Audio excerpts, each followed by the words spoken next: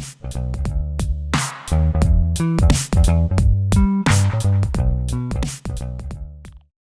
I'm Holly Shockley with Thrive Christian Counseling, and this is Kevin. We both are counselors, and today we're going to talk about misconceptions or misunderstandings or expectations for counseling. Some of the misconceptions that I regularly hear people talk about is, how long is this going to take? I've got this problem, should be fixed in 6 sessions, so when am I going to be out of here?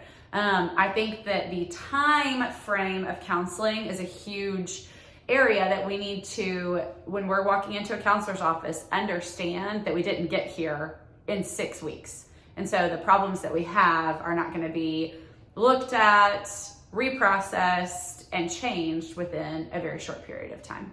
Usually we become aware of them because of a crisis, but there's been a lot of things happening and a lot of habits have propped up this crisis over time.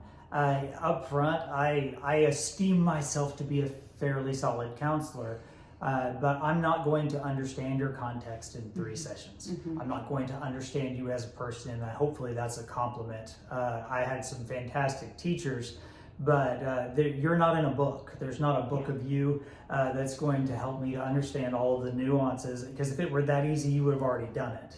And so time's kind of a big deal in the counseling process.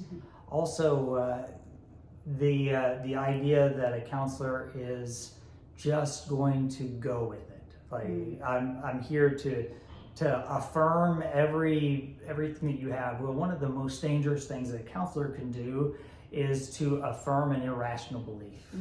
And so if you're going through things, and the theme of the videos today apparently is the lens that you look at the world will change the way you receive it.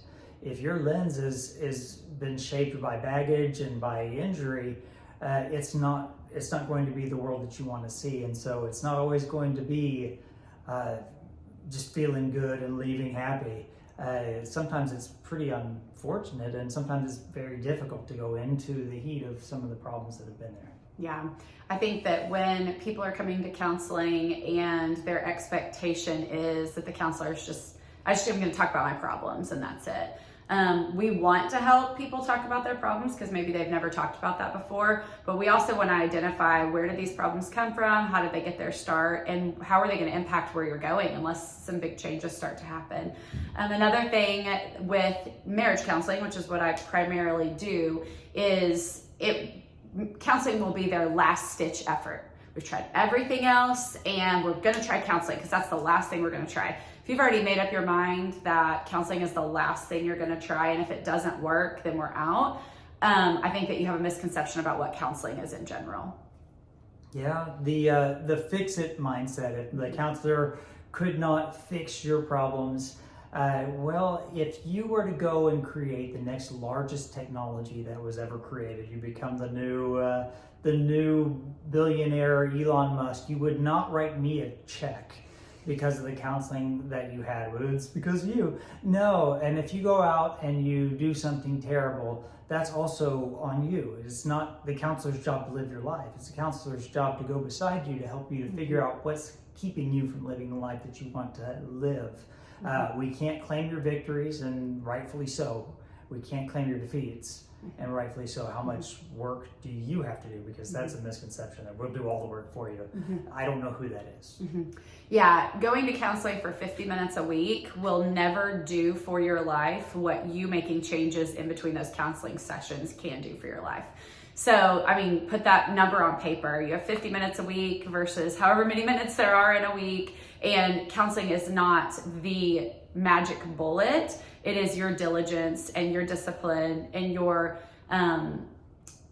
promise to yourself that you're going to make changes that you need to make through the insight that you get in the counseling process, but also throughout the weeks and however long you're in counseling. Another misconception is I don't want to go into counseling and just cry the whole time. And counseling is both good and joyous, and we get to celebrate wins together, and we get to talk about how we are seeing change in our life, but it's hard. There's grief involved in counseling. It's looking back at the things that have happened, how they've impacted us today, how they're impacting our relationships, our lives. And it's, yes, setting our eyes on what we want in the future, but there has to be a grieving season in the context of counseling. So it's okay. We take stock in Kleenex. We buy stock in Kleenex. So counseling is, if you don't want to come in and just be your authentic self, then the misconception is that it's going to be happy and I'm not going to have fun the whole time. And that's just not how counseling is.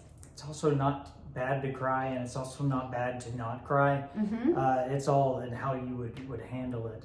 There are a lot of misconceptions about counseling, but hopefully if you're watching a video like this, you're considering the possibility that maybe a counselor could help you. Maybe there's something in your life that could change. Well, that's one of the biggest parts of the reason why we do counseling, is to help people change their life and to change their situation. Maybe you just need someone else to process with that's not as involved in your situation. A fresh set of eyes can go a long way. Misconceptions, counseling makes you weak. I've got some pretty massively strong people in counseling, and a lot of the avoidance that would keep you from facing hard things doesn't make you strong. I don't know.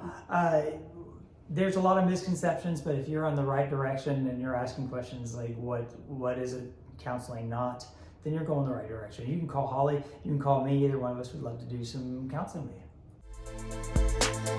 you.